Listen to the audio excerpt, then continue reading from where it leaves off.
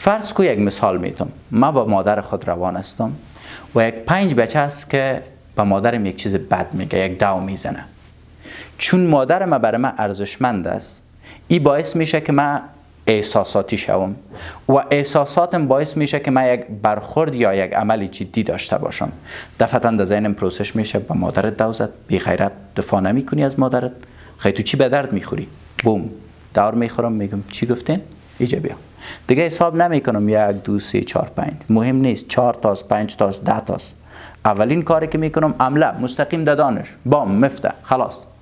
چرا؟ چون مادرم برای من ارزش داره. برای من خدایم گفته اگه تو بیش از مادر و پدرت مرا دوست نداشته باشی، پس تو چطور میگی که من خدایت هستم، کریتورم است؟ من میایم میشینم یک جایی و یک فرد را میبینم که با خدایم توهین میکنه. اینا قرار نیست من بگویم که او مردم از شرم است، کدام دوستم خفه نشه. نه، ارزش است. میای بالای پروسه احساساتم تاثیر میکنه، احساساتم باعث میشه که من دفعتا عمل انجام بدم، بوم میزنم. چی گفتی؟ از امون خاطر خود دین باید شکل باشه که تو برش ارزش قائل باشی. درست؟